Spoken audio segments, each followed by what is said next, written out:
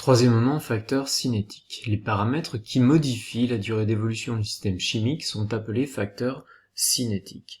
On peut donner comme exemple la température, la concentration des réactifs ou la catalyse. En effet, la température du milieu réactionnel permet d'accélérer ou de réduire la vitesse d'évolution d'un système chimique. Par exemple, pour éviter l'oxydation ou la dégradation trop rapide des aliments, on les conserve au frais dans un réfrigérateur. On retiendra donc que plus la température d'un système chimique est élevée, plus la durée d'évolution du système est rapide, à condition de maintenir les autres paramètres constants. La température accélère donc la cinétique d'une réaction. Il en est de même de la concentration d'au moins un des réactifs. Plus là où les concentrations des réactifs est ou sont élevées, plus la cinétique de la réaction est rapide. La catalyse, quant à elle, permet d'accélérer, mais elle permet aussi d'orienter une réaction chimique. Si plusieurs réactions sont possibles et donc concurrentes, le choix d'un catalyseur peut privilégier une réaction plutôt qu'une autre et donc privilégier la formation de certains produits. Un catalyseur a la propriété d'être présent dans le système chimique, mais s'il est consommé, il est régénéré en même quantité à la fin de la réaction. Il n'intervient donc pas dans l'équation bilan de la réaction. Il existe plusieurs types de catalyse. Alors tout d'abord, la catalyse est homogène lorsque le catalyseur et les réactifs ne forment qu'une seule phase fluide, liquide ou gazeuse.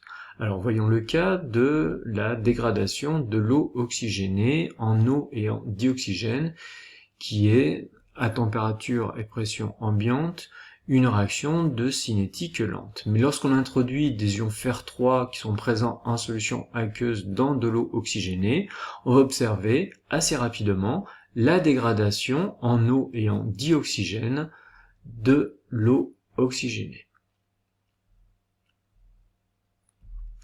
Autre catalyse possible, la catalyse hétérogène. C'est lorsque le catalyseur et les réactifs forment deux phases distinctes.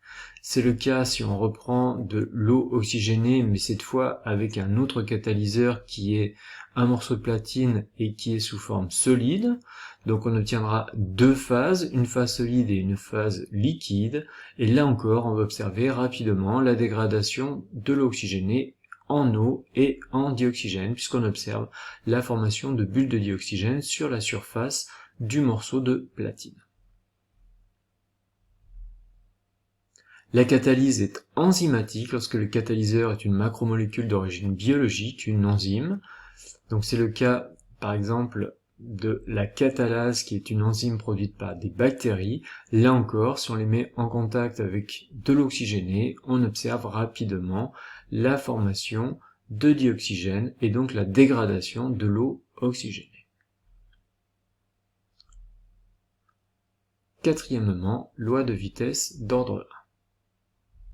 Lorsque le réactif B est introduit en large excès par rapport à l'autre réactif A, la réaction d'équation AA plus BB donne CC plus DD est d'ordre 1 par rapport à A si l'une des conditions suivantes est observée.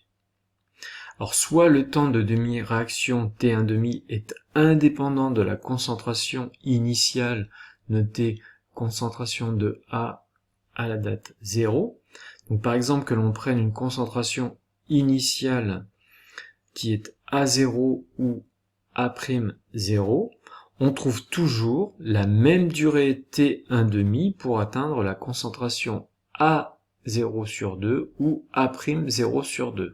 Donc on voit que pour atteindre cette concentration de A0 sur 2 ou pour atteindre la concentration de A'0 sur 2, c'est toujours le même temps de demi-réaction. Donc lorsque c'est le cas, la réaction est d'ordre 1 par rapport au réactif A qui est limitant.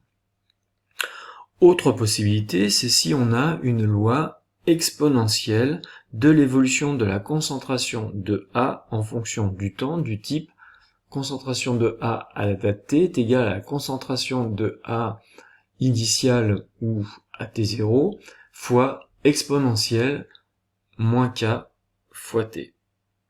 Cela signifie aussi que pour chaque durée T1,5 qui va s'écouler, la concentration de A est divisée à chaque fois par 2. Autrement dit, au bout de n temps de demi-réaction, ou nt1,5, la concentration de A va être égale à A0, concentration de A at égale à 0, divisé par 2 puissance n.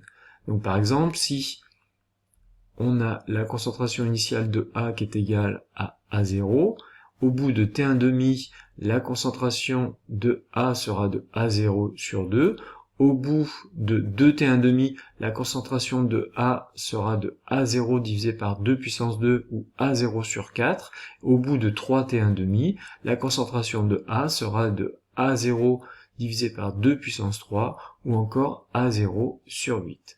Donc lorsqu'on observe ce type de courbe, qui est une courbe qui traduit une loi exponentielle, alors là encore, la réaction est d'ordre 1 par rapport à A.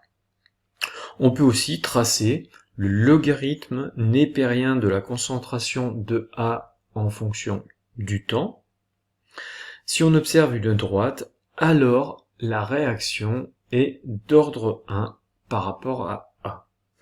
Enfin, on peut alors écrire que la vitesse volumique de disparition de A est proportionnelle à sa concentration.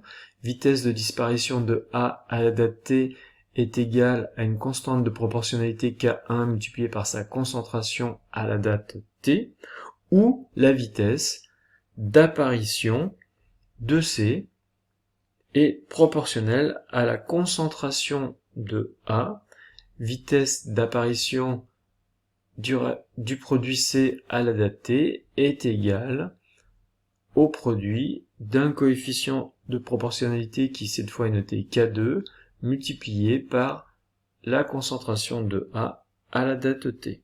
Cela se traduit graphiquement par une droite qui passe par l'origine. Si on trace la vitesse d'apparition de C en fonction de la concentration de A, on observe une droite qui passe par l'origine, et le coefficient directeur de cette droite est le coefficient de proportionnalité K2.